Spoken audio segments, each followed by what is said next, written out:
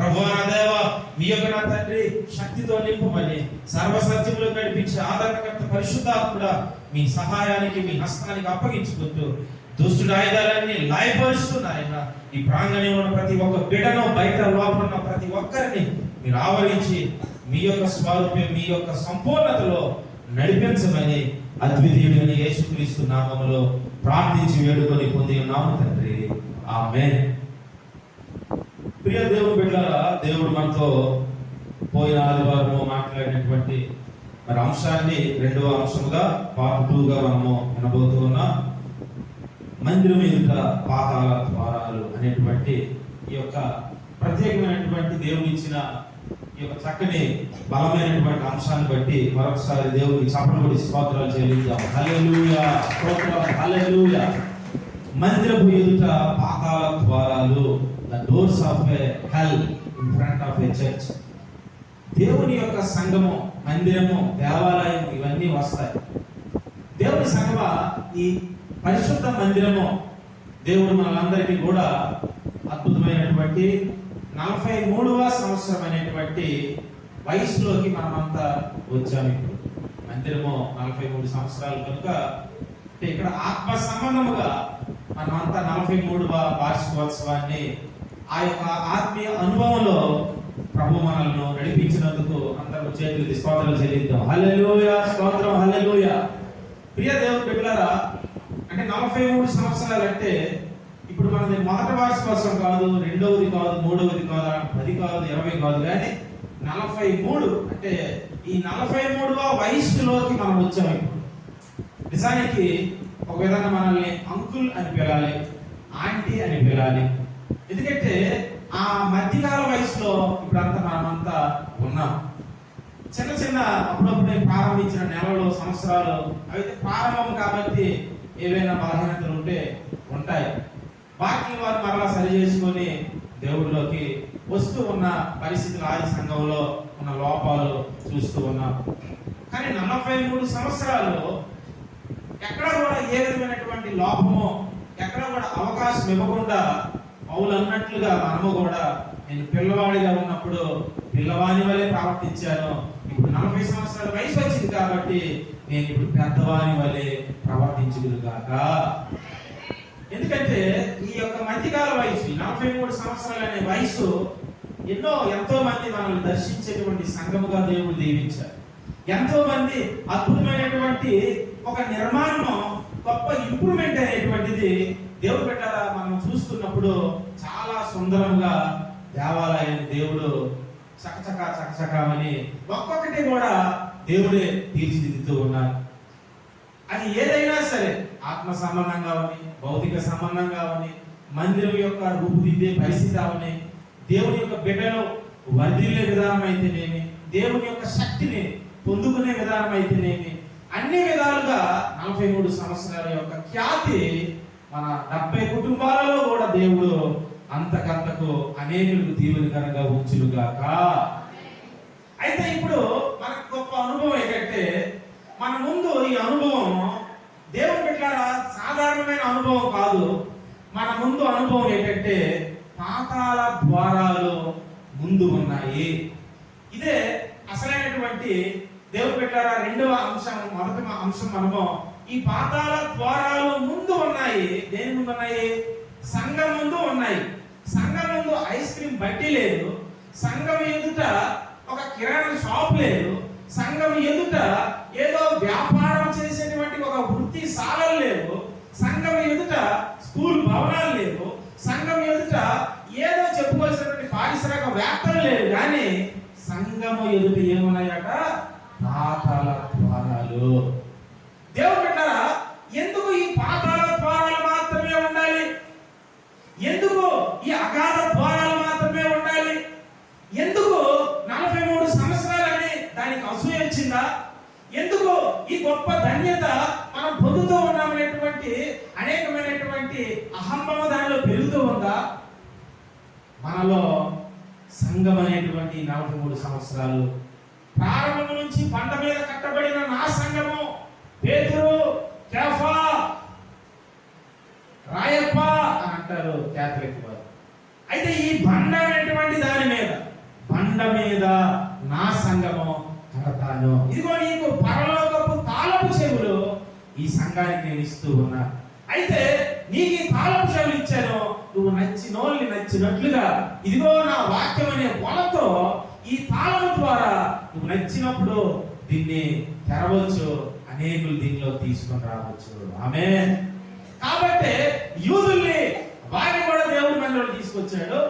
రెండవదిగా దేవుడు సమరయ్యని కూడా తీసుకొని వచ్చాడు. మూడవదిగా అన్యులు కూడా తీసుకొని వచ్చాడు. ఆమేన్. 3 రకాల గుంపులను, ప్రజలను ఈ పేరుకి ఇచ్చే తాళం ద్వారా మందిరంలోకి వచ్చారు.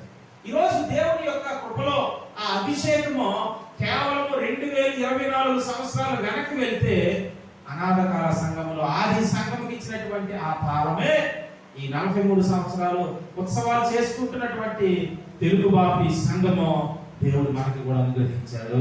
ఆమేన్. పాతాళ ద్వారాలు సంఘం ఎదుట నిలవలేవు. ఇప్పుడు ఇది దేవుని బిడ్డ సంఘము, దేవాలయం. ఇక్కడ ఈ గట్టు దాటితే అది ఏమై ఉందంటే పాతాళము మొత్తము అగాధమై ఉన్నది. అంటే ఈ పాతాళ యొక్క శక్తి ఎలాంటిదంటే చూడండి, 2 పిల్లలు రండి నా వెనక్కి ముగ్గురు నా ముందు ఇస్తున్నారు. రాములు ఒకసారి నా వెనక్కి నిల్చోండి. బాబా వెనక్కి రాదు, ముందుకి నా ముందుకు తిరిగి. ఇప్పుడు ఇదేంటంటే పాతాళ ద్వారము, నా వెనక్కి నిల్చోండి. వీళ్ళేంటంటే సంఘము. ఈ సంఘము వీళ్ళందరిలో మీరు అనుకోండి, ముగ్గురు కేవలం పిలిచాను, సమయం తగ్గుతుంది.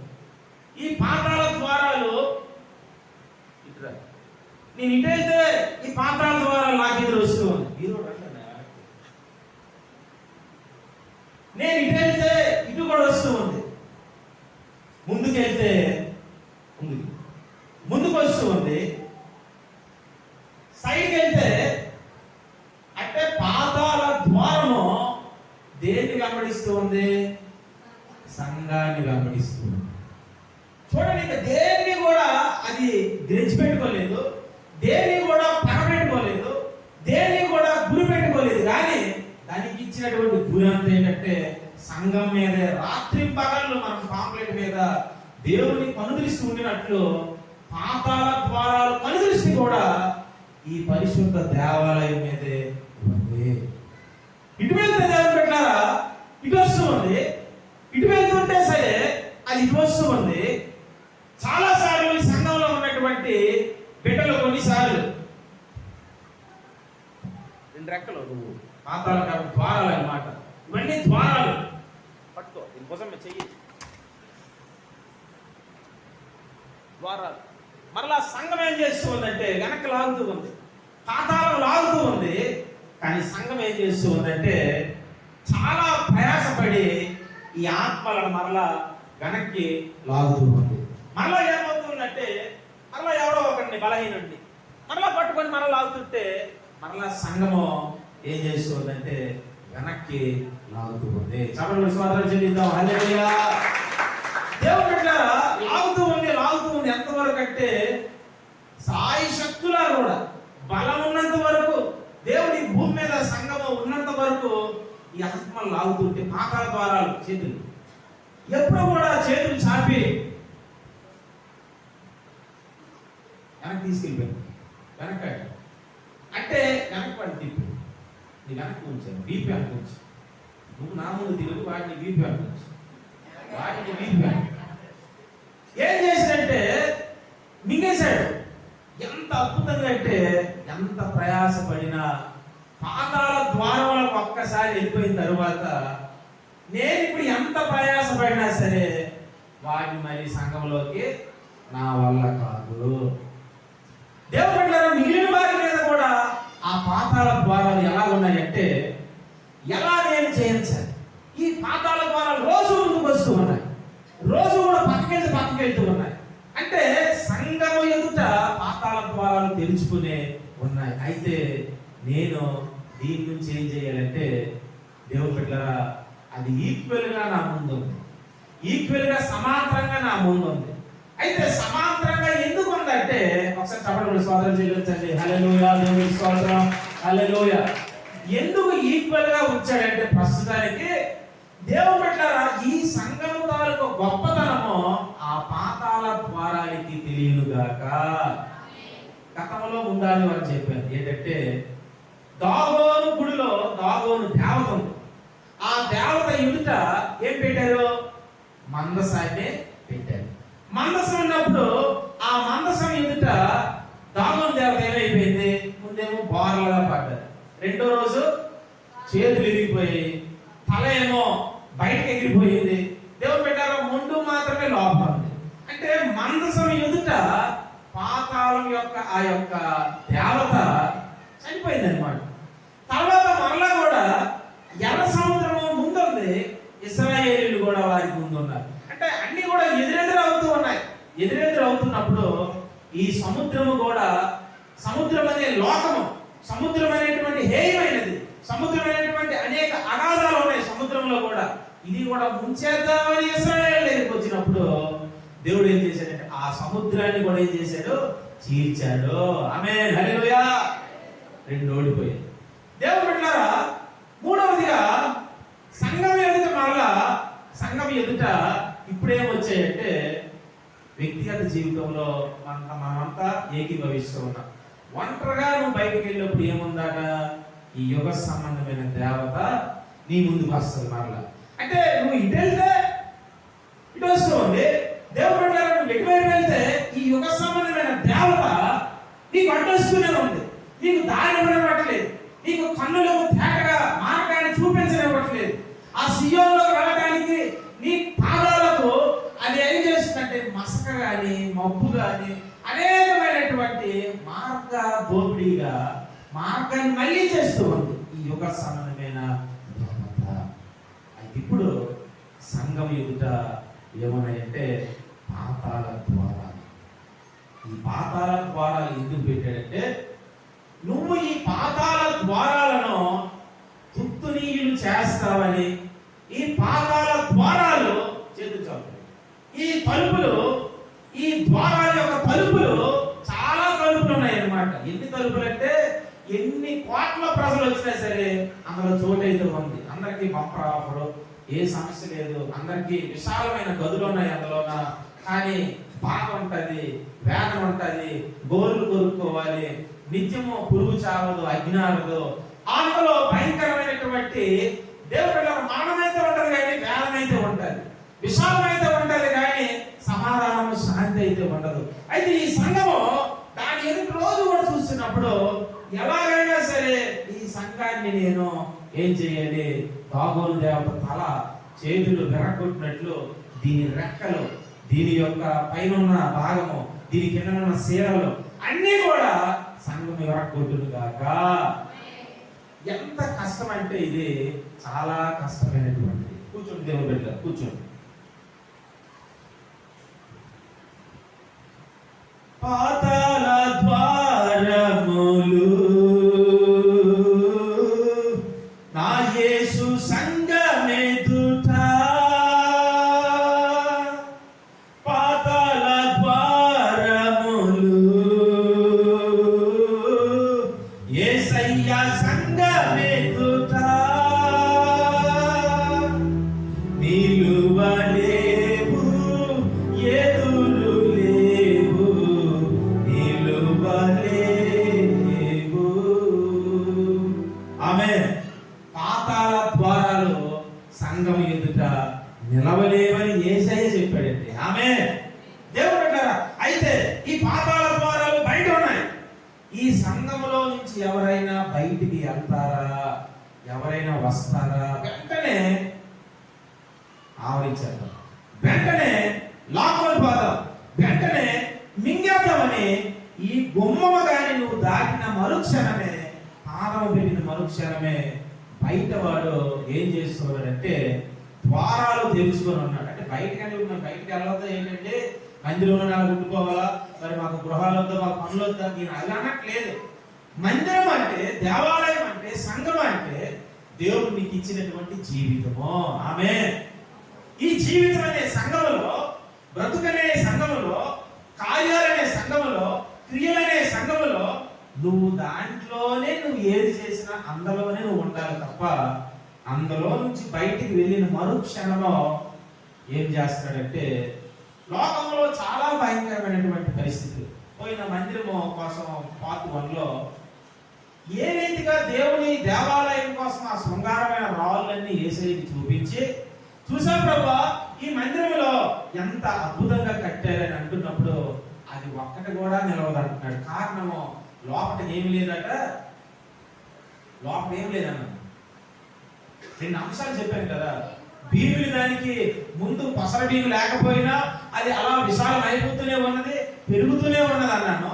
రెండవదిగా ఆ దేవాలయంలో అది చక్కని రాళ్లతో అది కట్టారు. మూడవదిగా ఈ బలిపీఠానికి ఏం తగలకూడదన్నాను, ఇనుమ పనిముట్టు దానికి తగలకూడదన్నా. అంటే ఇనుము పనిముట్టు అనే కఠినత్వము ఈ సంఘములోకి రాకూడదు. రెండవది దేవుడు బిడ్డలారా చెక్కిన అంటే వ్యక్తిగతంగా నాకు నేనే చెప్పుకోకుండా వాక్యం ఏం చెప్తుందో ఆ ప్రకారం చెప్పుకున్నప్పుడు ఈ దేవాలయము సదాకాలం నిలుస్తుంది. ఆమేన్. దేవుడు బిడ్డలారా అయితే నేటి కాలంలో చూడండి, చాలా బయట మిరపకాయలు దిష్టి, నిమ్మకాయలు దిష్టి, కొన్ని పొట్లాలు కట్టేసి బయట దారిలో పడేస్తున్నారు. పడేస్తే చాలా అద్భుతం ఏంటంటే మరి ఆ దిష్టి తీసింది కూడా ఎవరికి మరలా ఆ దారిలో ఇల్లు ఎవడో ఒకటి దెయ్యం అంటివ్వాలి, ఎవరో ఒకరికి పిచ్చి పట్టివ్వాలి, ఎవరో ఒకరికి వాళ్ళ ఇంట్లోకి ఈ దరిద్రం అంతా వాళ్ళు వెళ్ళిపోవాలి. అంటే వీడికి వదలలేనటువంటి బలహీనతలు, బాధలు, వీటిలో ఉన్నటువంటి ఏవైతే శాప దోషాలు ఉన్నాయో ఆ బయట ఉన్నాడు దేవుడు పెట్టారా ఏమేమి చెప్తారో అవన్నీ బాబు నువ్వు దారిలో ఇన్ని పొట్లాలు, నిమ్మకాయలు, మిరపకాయలు అవన్నీ దారిలో పెట్టి ఎవడో ఒక బండితో కానీ 4 వీలర్తో కానీ 2 వీలర్తో కానీ నడిచి వెళ్ళినా సరే ఇందులో ఉన్నటువంటి నీలో ఉన్న ప్రతి సమస్య వాళ్ళలోకి వెళ్ళిపోతుంది దాకా. అంటే వాళ్ళలోకి వెళ్ళిపోవాలి, వీడు మాత్రం ఆనందంగా ఉండాలి, అది చచ్చిపోవాలి, అంతేనా? కానీ దేవుడు పెట్టారు అది లోకం తాలూకు నైజము. కానీ సంఘము ఎన్ని మిరపకాయలు పెట్టుకున్నా, ఎన్ని నిమ్మకాయలు పెట్టుకున్నా ఎన్నోసార్లు అది కమ్ముకొని వెళ్ళానండి. సపరేట్ సోదరులు చెల్లించి హల్లెలూయా. అంటే లోకంలో ఉన్న వారికి ఈ మధ్య కాలంలో భయంకర పరిస్థితి ఏంటంటే కొన్ని బిందుల్లో పెట్టి తెలియకుండా గుమ్ములు తవ్వేసి వీరు నాశనం అయిపోవాలనుకొని మన సంఘబెట్టల మీదే కొంతమంది ఈ రీతిగా కూడా బయట ఎవరెవరో చేస్తున్నటువంటి పరిస్థితి. అవి ఎన్ని కొండలు పెట్టుకున్నా మీరు దేవుడు భయపడకండి, అది పంచుకోండి మంచిదని అందులో ఉన్న పసుపు కడిగేసి ఆ పంచుకొండలు నీరు వేసుకొని చక్కగా తాగండి. దేవునికి స్తోత్రం, హల్లెలూయా. దేవుని కృపలో ఎన్ని దిష్టిలు, ఎన్ని నిమ్మకాయలు, ఎన్ని మిరపకాయలు, దేవుడు బిడ్డలారా ఎన్ని పరిస్థితులు ఏదైనా నాశనం మిరపకాయ అయిపోయి అన్నారు, ఏమైనా దొరికితే పర్లేదు కూరలు కూడా వేసేయండి. దేవుడు బిడ్డలారా హల్లెలూయా. దేవుడు మనల్ని అంత అద్భుతమైన అభిషేకము సంఘంలో ఉంచాడు. ఆమేన్. ఏ పాతాల తలుపులు గాని, దాని కిటికీలు గాని, ఆ దిష్టిలు గాని అదే మార్గంలో ఎవరైనా సరే చచ్చిపోతారు గ్యారంటీగా, తప్పకుండా అది వాస్తవమే.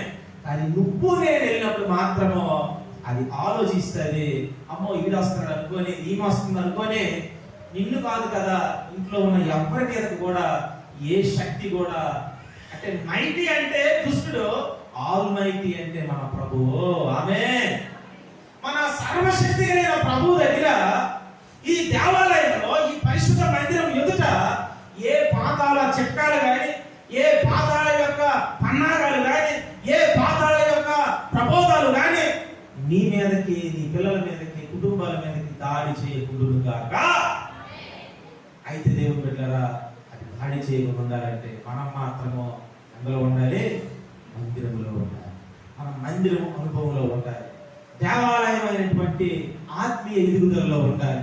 అప్పుడే నువ్వు ఎక్కడికి వెళ్ళినా మనం అదే మార్గంలో వెళ్తున్నాం, వస్తూ ఉన్నాం, ఫోన్లు వింటాం, అమ్మో ఆ దారిలో చచ్చిపోయాడు, ఆ దారిలో వాడు గుద్దీసిందండి, అదే దారి ఇప్పుడే కదా 2 నిమిషాలు అవుతుంది అంటే వాడు ఇలా నువ్వు వెళ్ళగానే నీ మీద నిఘా పెట్టాడు, అది జస్ట్ సెకండ్ లో వెంట్రుక వాసిలో తప్పిపోయింది.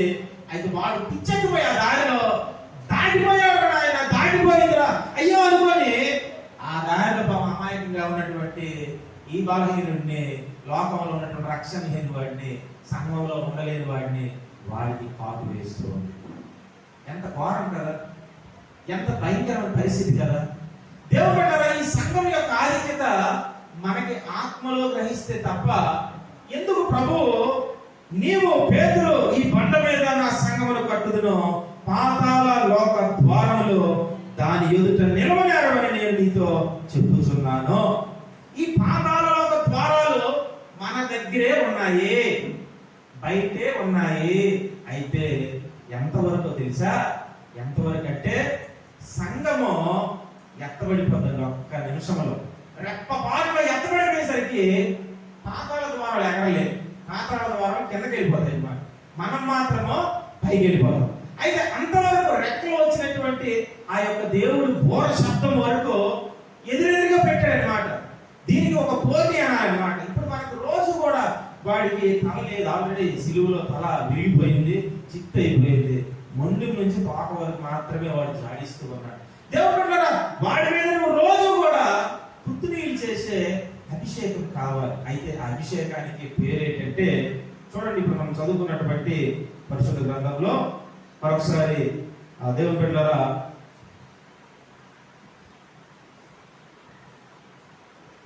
మొదటి రాజుల గ్రంథం, ఇక్కడ సొలొమోను దేవుని మందిరం కట్టాడు.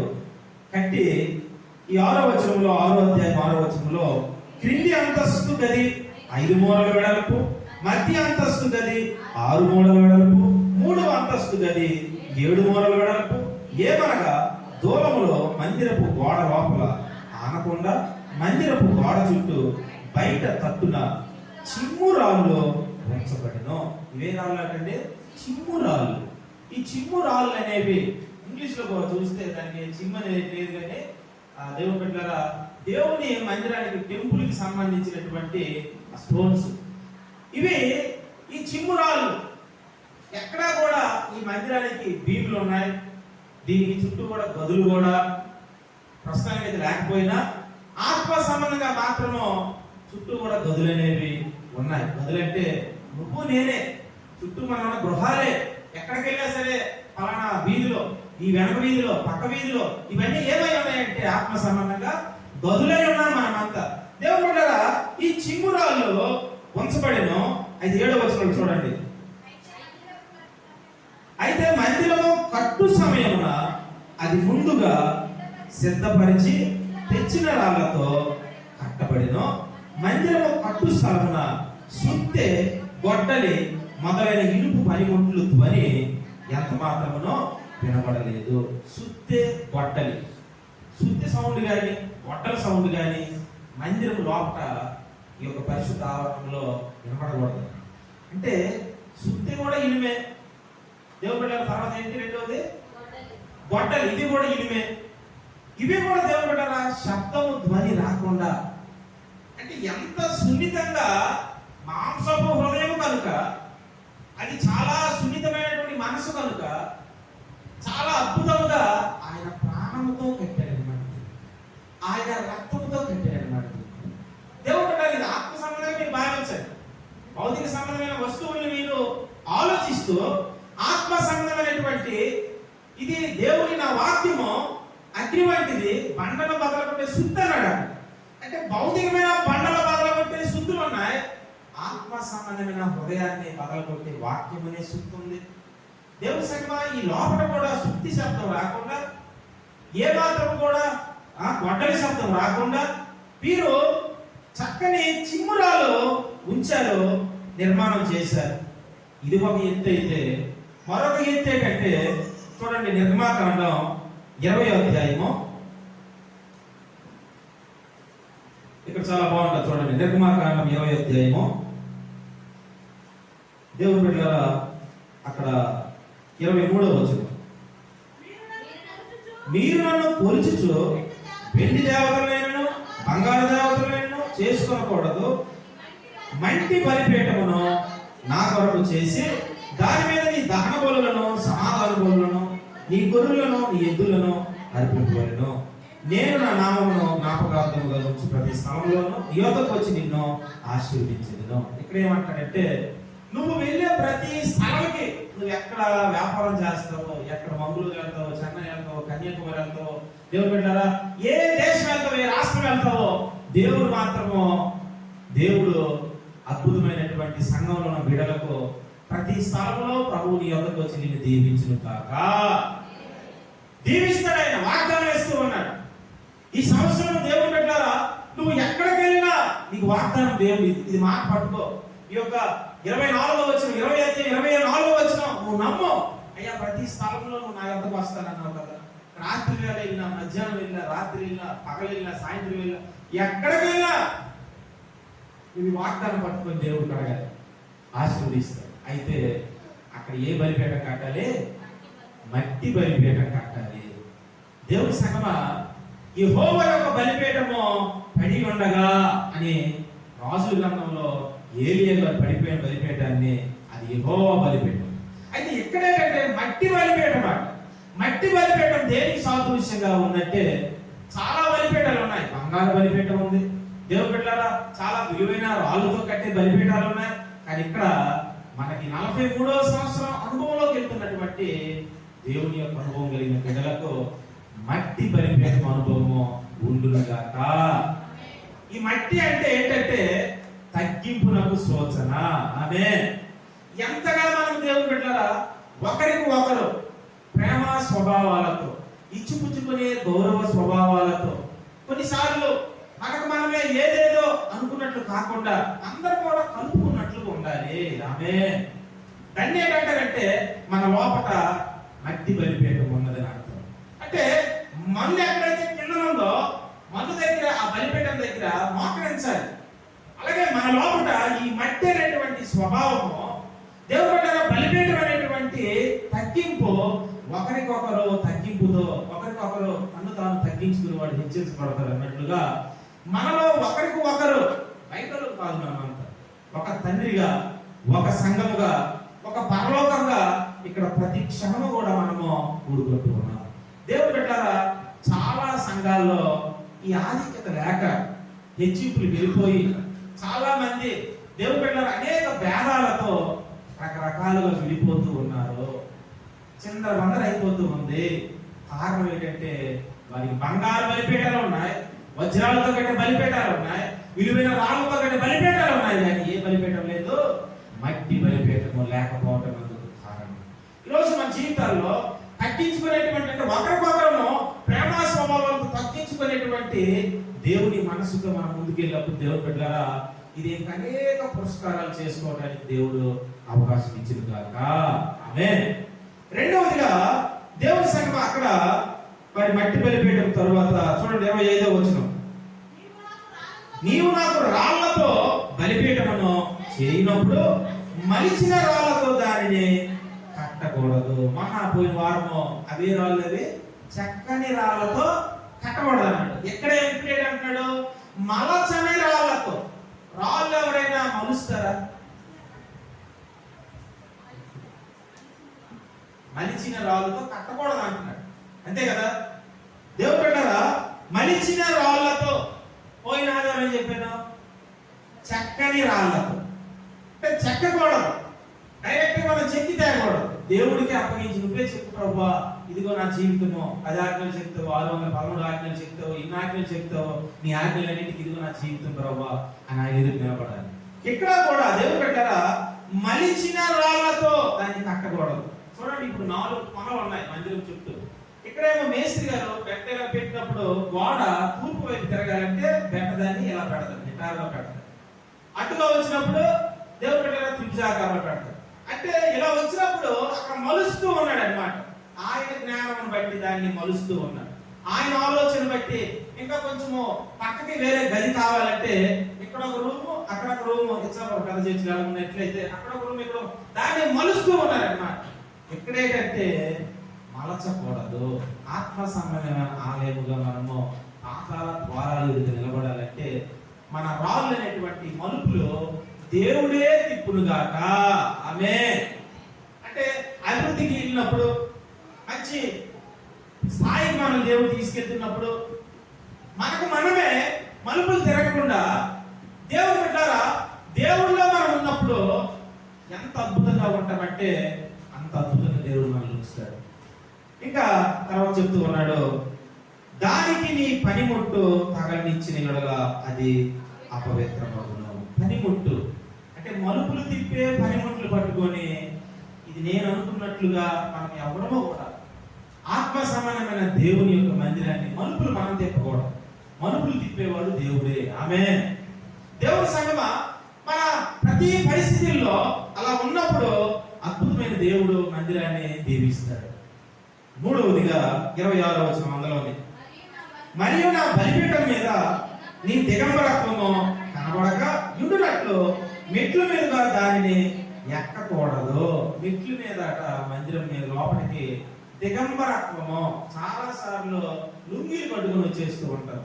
లుంగీలు పట్టుకొని, పంచులు పట్టుకొని మందిరంలోకి నచ్చిన విధాలుగా దేవాలయంలోకి వస్తున్నప్పుడు, లోపల ఇది దేవాలయము, దేవుని యొక్క మందిరము, దేవుని యొక్క ఆలోచన బట్టి దిగంబరత్వం అనేటువంటిది యాసకుడు వేసే వస్త్రాలు. ఎందుకు లోపల ఒక వస్త్రం ఉంటుంది, బయట నీకు కనిపించే ఒక వస్త్రం ఉంటుంది. 2 వస్త్రాలు. హల్లెలూయా. 2 వస్త్రాలు లేకుండా దేవుని దేవాలయంలోకి ఎవరో కూడా రాకుందురు గాక. దేవుని సంగమా, మరి లోపలికి మనము దిగంబరత్వము కనిపించే రీతిగా మనము దేవుని దేవాలయంలో ఎన్నిసార్లు మనం వచ్చామో, ఎన్నిసార్లు దేవుని యొక్క మందిరాన్ని హేయపరిచామో, ఎన్నిసార్లు దేవునికి కోపం రేపుతూ ఉన్నామో. దిగంబరత్వము. ఈ దిగంబరత్వము అంటే నేను అలా చెప్తే ఇంకోలా తీసుకుంటారు మీరు. అంటే లుంగి కట్టడం కూడా తప్ప, లుంగీలు కట్టడం లేట్ అయిపోవాలని. దేవుడు పెట్టారా, లుంగి కట్టడం నేను తప్పు అనట్లేదు. అక్కడ మాట అర్థం తీసుకోండి. దిగంబరత్వము కనబడకుండా అన్నాను నేను. దిగంబరత్వం అంటే ఏంటి? పాపం అనేటువంటి నెక్కడ్నెస్. ఎప్పుడైతే దేవుడు వద్దన్నటువంటి పని చేసి ఏదేంలో ఉన్నాడో ఆదాము ఏమైపోయారో దిగంబరులుగా ఉన్నారు. అంతవరకు కూడా మహిమలో ఉన్న వారికి దిగంబరం అనేటువంటిది ఎలాగ అర్థమైంది? దేవుని సంగమా, ఈ పరిశుద్ధ మందిరంలో మనము దిగంబరత్వ కార్యాలు చేసి దేవాలయంలో రాకూడదు అన్నది దేవుని యొక్క ఆత్మ మాట. ఆమేన్. అర్థమవుతుందా? ఆత్మ చెప్పు మాట చెవుదలిగిన మీరు విందురుగాక. పాప స్వభావం అనేటువంటి దిగంబరత్వముతో జ్ఞాపకం చేసుకోండి. పాపం అనేటువంటి దిగంబరత్వముతో, హేయమైనటువంటి దిగంబరత్వముతో, వస్త్రహీనమైనటువంటి దిగంబరత్వముతో లోపలికి వచ్చినప్పుడు ఈ దేవాలయము దేవుని ఏమవుతూ ఉంది? అపవిత్రమవుతూ ఉంది. ఆ మాట చాలా ఖరీదైన మాట. ఇప్పుడు చెప్పిన 3వ పాయింట్, పాపం అనే దిగంబరత్వంతో మనం బయట ఉండి, అక్కడ కదా బయట ఆ పరిసయ్యులు సొంత ప్రార్థన చేసి, అతను లోపలికి వచ్చేది కానీ నేను లోపలికి కూడా రాలేను, కానీ ఇదిగో నా రొమ్ము కొట్టుకుంటుంది ప్రభువా, నువ్వు దేవా నేను పాపిని ఆయన అన్నప్పుడు దేవుని బిడ్డలారా, అతను బయట ఉన్నప్పటికీ కూడా అతను లోపల ఉన్నటువంటి పరిశుద్ధమైనటువంటి ఆ యొక్క సుందరమైన అలంకరణ, శబ్దం లేని గొడ్డలి, శబ్దం లేని శుద్ధి, అద్భుతమైనటువంటి దేవుని బిడ్డలారా, ఈ చెక్కడు, ఆ మలుపులు కానిటువంటి రాళ్ళు అన్ని కలిగి ఉన్నాడు. ఎక్కడంటే బయట ఉన్నాడు. లోపల ఉన్నాడు మాత్రము అన్ని కూడా బాగా భౌతికంగా చెప్పుకొని వచ్చాడు, కానీ లోపల ఉండవలసిన ఆత్మ సంబంధమే లేవు. ఇలా లేనప్పుడు మోయాబుకి హెచ్చరిస్తూ ఉన్నాడు. ఇర్మియా గ్రంథం 48వ అధ్యాయం 7వ వచనం 17వ వచనం చదవండి. ఇర్మియా గ్రంథం చాలా కఠినంగా ఇక్కడ మాట్లాడుతూ ఉన్నాడు. 48వ అధ్యాయం 7, 17.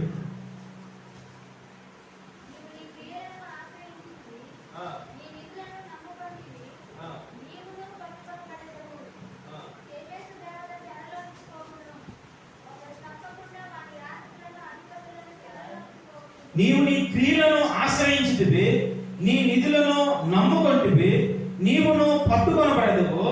కేవేషు దేవత చెరలోనికి పోవును, ఒకడు తప్పకుండా దాని యాజకులను అధిపతులను చెరలోనికి పోదురు. చివరికి యాజకులు కూడా వెళ్ళిపోయారటండి. మరి ఈనాటి సేవకులు కానీ, ఎటువంటి యాజకులు కానీ, యాజకులు కూడా చెరలోకి. అంశం ఏంటి? పాతాళ ద్వారాలు సంఘం ఎదుట. మందిరమైన సంఘం మందిరం ఎదుట నిలవలేదు. ఇక్కడేమో ఈ పాతాళ ద్వారాలు అనే చెరలోకి సేవకులు ఉన్నారటండి. చెప్పలేకపోతూ ఉన్నారు, నడిపించలేకపోతూ ఉన్నారు.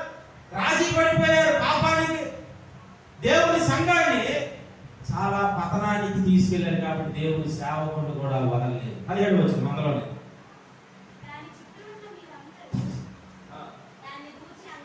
దాని చుట్టూ ఉన్న మీరందరూ దాని గురించి అంగలార్చుడి, దాని కీర్తిని గురించి విని వారులారా అంగలార్చుడి. బలమైన రాజదండము, ప్రభావము గల రాజదండము విరిగిపోయినాయి అని చెప్పుకోండి. ప్రియ దేవుని బిడ్డలారా, ఈ రీతిగా మనము అక్కడ ఉన్నటువంటి ఏ విధంగా అయితే మోయాబు సంఘము గందరగోళం అయిపోయింది. అదే చివరి ప్రవచనం 48 అధ్యాయమే 28 మాట్లాడుతున్నాడు. బాబు, మోయాబు దేశము పరిస్థితి చూడు ఎలా ఉంది, దానికోసం అంగలార్చండి మీరు. ఈరోజు ఇలస్ట్రేషన్స్ ప్రకారము వెనక్కి వెళ్ళిపోయినటువంటి పాతాళంలోకి మరలా మనం లాగలేదు. కానీ ఇప్పుడే వెళ్ళిపోబోతున్న వారి కోసం మీరు రోదన ధ్వని చెయ్యండి అని ప్రభు సెలవిస్తూ ఉన్నాడు. ఆమేన్. చాలా అద్భుతమైనటువంటి దేవుని పరిశుద్ధ మందిరం, దేవుని బిడ్డలారా, దేవుని యొక్క సంఘముగా దేవుడి దేవాలయాన్ని మనకు అనుగ్రహించారు. ఈ దేవాలయంలో మన జీవితాల్లో ఈ 43వ సంవత్సరంలో మనము అనుభవం కలిగిన వారిగా, అంటే పెద్దల యొక్క మనస్తత్వం, పిల్లల వంటి స్వభావము ఎవరికి కూడా ఆత్మ సంబంధంగా ఉండకుండా పాతాళ ద్వారాలు మనము రోజు కూడా మనం గెలవాలంటే మనలో దేవుని సంగమ మంటి బలిపేటకు ఉండాలి. సుత్తే గొడ్డలు అంటే అంత కఠినమైనటువంటి శబ్దాలు రాకుండా మనలో ఇంకా సున్నితమైన స్వభావం రావాలి. ఇంకా దేవుని యొక్క కృపలో సిద్ధపరిచి తెచ్చిన రాళ్ళతో కట్టబడిన దేవుని యొక్క కృపలో చెమ్ము రాళ్ళు ఇక్కడ ఉంచబడినట్లుగా మనమంతా కూడా దేవుడు అనాథ కాలంలోనే మనల్ని చెక్కినట్లుగానే మనం దేవుని యొక్క చేతుల్లో ఉంటే ఇంకా అద్భుతమైనటువంటి సుందరములుగా సొలొమోను ఎలాగైతే ఈ దేవాలయం కొన్న గదులు చూడండి, ఎన్ని గదులు ఉన్నాయో, ఎన్ని అంతస్తులు ఉన్నాయో, అవి వెళ్తున్న కొలిది చాలా సుందరమైనటువంటి రూములు ఉన్నాయి దేవుని బిడ్డలారా. అంటే ఒక్కొక్క రూమ్ లో ఎంత ప్రార్థన చేయాలో కానీ బాబు గారు 1000 మంది దేవుని లోకంలో ఉన్న బలహీనమైన స్త్రీలతో కలిసిపోయి ఏం చేశాడు, 1000 మందితో కూడా లోకంలోకి వెళ్ళిపోయి ఆ గదుల్లోకి వెళ్లకుండా లోకం అనే పాపం అనే గదుల్లోకి వెళ్ళిపోయి దేవుని బిడ్డలారా భయంకరమైన పతనానికి కారణమయ్యాడు. ఈరోజు దేవుని కృపలో మనకి కూడా ఆత్మసమైన గదులు ఉన్నాయి, ఆత్మసమైన రూములు ఉన్నాయి, ఆత్మసమైన విశాలమైనటువంటి దేవాలయం దేవుడు మనకి ఇచ్చాడు. బయట ఎన్నో ఇంకా అద్భుతమైనటువంటి నిర్మాణము ఆయన ప్రణాళికలో ఆయన నిర్మించుగాక. ఈ నిర్మాణానికి మనము సహకారులుగా ఉండుగాక. దేవుని పని అనేకమైన పాతాల ద్వారాలు డొంకూరులో ఉన్నాయి. ఆ ద్వారాల ఎదుట ఎవరు విడిపిస్తారు, ఎవరు తప్పిస్తారు? ఇదిగో 43 సంవత్సరాల వయసు కలిగిన అనుభవం, 43 సంవత్సరాలు ఎన్నో శోధనలు తెలిసి సంఘానికి, 43 సంవత్సరాలు ఎన్నో కష్టాలు తెలిసి సంఘానికి, 43 సంవత్సరాలు ఎన్నో బెదిరింపులు తెలిసి సంఘానికి, 43 సంవత్సరాలు ఎన్నో ఆటుపోట్లు తెలుసు, ఎంతో మంది ఏడ్పించే పరిస్థితులు, ఎన్నో రకాల కలిసిపోతావా మాతోని, నీకు ఏది కావాలంటే ఇస్తాము, ఎన్నో రకాల చాక్లెట్లు చూపించేటువంటి ఆకర్షణలు తెలుసు ఈ సంఘానికి. హల్లెలూయా. దేనికి కూడా లొంగకుండా, దేనికి కూడా పడిపోకుండా, దేనికి కూడా అస్సలు కూడా రాజీ పడకుండా దేవుని చిత్తమే జరగాలని దేవుని వాక్య పక్షమున, దేవుని ఆత్మ పక్షమున దేవుడు బిడ్డారా ఎవరు మలిస్తే వారికి అప్పగించకుండా దేవుడు ఎలా మలిస్తే అలా వెళ్ళనే అనుకొని యుగ సమానమైన దేవత నిలుచున్నా, సముద్రమే నిలుచున్నా, దేవుడు బిడ్డారా దాగోను గుడి నిలుచున్నా, ఇక్కడ ఎన్ని రకాల ద్వారాలు అపవాది యొక్క తలుపులు ఉన్నా సరే తెలుగు బాపి సంఘం ఎదుట అవేవి నిలవకుండును గాక. కారణం ఏంటంటే దేవుని బిడ్డలైన కొంతమంది దేవుని యొక్క అర్పణ కలిగి, దేవుని సన్నిధిలో సిద్ధపాటు కలిగి, ప్రార్థనలు, ఉపవాసాలు, సహవాసాన్ని బ్రతికిస్తూ నా దేవుని మందిరము నేను బ్రతికున్నప్పుడే కొన్ని చూడాలని కొంతమంది, నా దేవుని మందిరము నేను కన్ను మూసినప్పుడే కొన్ని కట్టబడాలని కొంతమంది, నా దేవుని మందిరము నా తర్వాత పిల్లలు నేను పొందుకోలేనివి వారి తరాల్లో ఇవి కట్టబడాలని మరి కొంతమంది. చప్పట్లు స్తోత్రాలు చెల్లించు. హల్లెలూయా. ఈరోజు అటువంటి భావంతో, అటువంటి ఆశతో, అటువంటి ఉద్దేశంతో సంఘం అనేది కొనసాగుతూ ఉన్నప్పుడు పాతాళ ద్వారాలు వంటి కొన్ని లోపాలు కూడా, శబ్దాలు తెచ్చే శుద్ధులు కూడా, శబ్దాలు తెచ్చేటువంటి గొడ్డళ్ళు కూడా, గొడ్డల శబ్దం ఎలా ఉంటది? గొడ్డలి చీలుస్తుంటే అది ఎంత పదులుగా వెళ్తుందండి. శుద్ధితో కొడుతుంటే అసలు బయట కొడుతున్న శబ్దం ఇక్కడ 2-3 ఇల్లులకు కూడా అది ఆ ధ్వని అనేది లోపలికి వెళ్తూ ఉంటుంది. దేవుడు అటువంటి శబ్దాలు మందిరంలో ఉండకూడదని ఎంత సున్నితంగా కట్టమంటున్నాడు. నా ప్రియ దేవుడు బిడ్డలారా, ఈ శబ్దాలు అవసరమైతే నా తలకు కొట్టండి, ఈ శబ్దాలు అవసరమైతే నా పక్కలో పడండి, ఈ శబ్దాలు అవసరమైతే నా కాలుకు కొట్టండి, ఈ శబ్దాలు అవసరమైతే నా చేతులు కొట్టండి. ఈ శబ్దాలు నేను భరిస్తాను, నా సంఘం మాత్రము ఆ దెబ్బలకు గురి కాకూడదు. ఎన్ని సంవత్సరాలైనా సరే ఆ దెబ్బలు నాకే వేయాలి, ఆ పోట్లు నా మీదే వచ్చాను. అది నేను ఒక్కనే భరించగలను. కానీ మృదువైన సంఘమో, అమాయకమైన సంఘమో, చిన్నబిడ్డైన సంఘమో, ఇప్పుడిప్పుడే నడుస్తున్న సంఘమో, ఇప్పుడిప్పుడే ఎదుగుతున్న సంఘమో నా సంఘాన్ని దయచేసి చేయకండి అని అనుదినము అనుక్షణము ఈ సంఘానికి శిరస్సు అయిన యేసు నిత్యము కూడా నిలబడుతూనే ఉన్నాడు, నిత్యము కూడా అడ్డుపడుతూనే ఉన్నాడు, నిత్యము కూడా అనేకమైనటువంటివి భరిస్తూనే ఉన్నాడు. నా ప్రియ సంగమా, కారణం ఏంటంటే ఈ మృదువైన మట్టి కలిపేట కట్టే కొంతమంది కన్నీర ప్రజలు, కన్నీరు విలాపంగా కాచేటువంటి అంగలార్చే బిడ్డలు అక్కడ మోయాబు కోసం రోగంతో చేయండి అన్నవారు. చెయ్యమంటే మాకెందుకండి? మోయాబు కోసం మేమెందుకు చేయాలి? మా కోసం ఏం చేయడానికి మాకు శక్తి చాలట్లేదు. మోయాబు కోసము 6 తరాల వరకు చెప్పించాను అంటాడు యెహోవా దేవుడు. అసలు దాన్ని నేను నా సర్వ సమాజంలో చేర్చుకోను అంటాడు. అలాంటి మోయాబుని దేవుడు రూత్ అనే బిడ్డను తీశాడు. ఈరోజు ఈ సంఘంలో మోయాబు అనేది ఉన్నది, ఇందాక మనం చదువుకున్న కీర్తనలో రాహాబు అనేది ఉన్నది. ఎంతో మంది ఎన్నో ఏమైనా బయట నెట్టినటువంటి వాళ్ళందరూ కూడా ఈ పరిశుద్ధ ఆవరణంలోకి వచ్చే అవకాశము ఆ సిలువ దెబ్బల ద్వారా, ఆ ముండ్ల కిరీటం ద్వారా, ఆ గాయాలైనటువంటి రక్తపాతల ద్వారా ఈ గొప్ప అవకాశము 43 సంవత్సరాలకు కారణము. ఆమేన్, హల్లెలూయా. ఈ ధన్యతను మనము వర్ణించలేము, వివరించలేము. పాతాళ ద్వారం ఈ రోజు కూడా సంఘం మీద నిలబడుతూ ఉంది. దేవుడు బిడ్డలారా, నీ సంగతి ఏంటి? ఆ ద్వారాలు చూసే బలం ఉండవా? ఆ ద్వారాలను నువ్వు అంతు చూడవా? ఆ ద్వారాలు పుత్తినీళ్ళు చేయవా? ఆ ద్వారాలు రోజు కూడా నీ ఎందుకు వస్తున్నప్పుడు నువ్వు పక్కకి వెళ్ళా సరే అది నేను వనవు. నీ బ్రతుకు దినములన్నీ ఆ ద్వారాలు అక్కడే పడతాయి. దేవుడు, నువ్వే నీలో ఉన్న దైవిక అభిషేకంతో ఆ ద్వారాలైనా ఉండాలి, నేనైనా ఉండాలి. ఇదే తీర్మానం. ఆమేన్.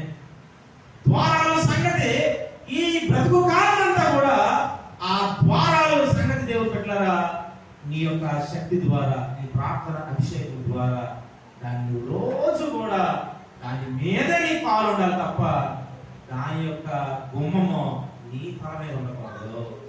అతి కృప సంఘానికి దేవుడు అనుగ్రహించి 43వ వార్షికోత్సవంలో ముందున్న కాలంలో గొప్ప శక్తితో పరమ తండ్రి నడిపించి ఈ వైభవాన్ని చెక్కలేని ఆయనే చెక్కే మహిమతో నింపి నడిపించుగాక.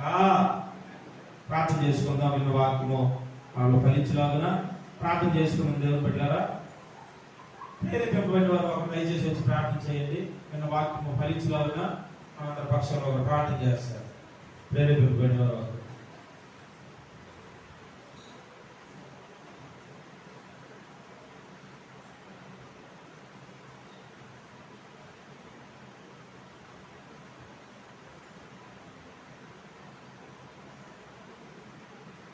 ప్రేరేపింపబడిన వారు ఒకరిని ప్రార్థన చేయండి.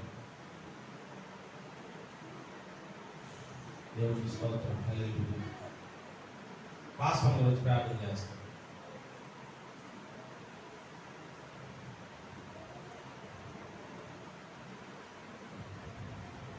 మందిరం ఎదుట పాతాళ ద్వారాలు ఉన్నాయి. ఆ ద్వారాలు దాన్ని మనం నిర్వీర్యపరచాలి.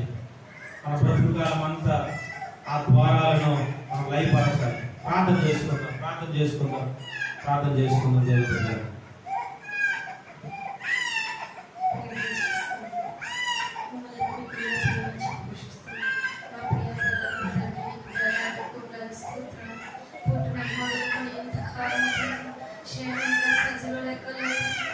సన్నిధిలో తండ్రి మీ ఆత్మ తండ్రి వాక్యాన్ని తండ్రి అయ్యా తండ్రి అయ్యా మా జీవితాలను నిలబెట్టుకోవడానికి తండ్రి అయ్యా స్తుతి కీర్తనల ద్వారా తండ్రి నిన్ను స్తుతించడానికి ఎట్టి తరుణాలు కలుగు ప్రతి మా కలుగు చిత్తమును బట్టి స్తోత్రాలు కిందటి వారం నుండి తండ్రి అయ్యా నీ మాతో మాట్లాడటం వాక్యాన్ని బట్టి నీకు స్తోత్రాలు మందిరం ఎదుట పాతాల ద్వారాలు ఎంత మాత్రం నిలువనే అవన్నీ కూడా తండ్రి మా పాదముల కింద చెదలు తొక్కించును కాక అని తండ్రి అయ్యా నీవు చెప్పిన వాక్యం బట్టి నీకు స్తోత్రాలు వందనాలు తండ్రి అయ్యా తండ్రి కఠినత్వం మొదటిగా ఉండకూడదు మా హృదయాల్లో ఉండకూడదు తండ్రి మా ఇంట్లో ఉండకూడదు ఎక్కడ తండ్రి మా విశ్వాసంలో కూడా దరిలోపల్లో కూడా తండ్రి కఠినము అనేది ఉండకుండా ఉండాలని జీవించాలని చెప్పారు తండ్రి ఈ వారము తండ్రి అయ్యా నీవు చెప్పిన తండ్రి నీ చిత్తంలో ఉన్న తండ్రి అటువైపు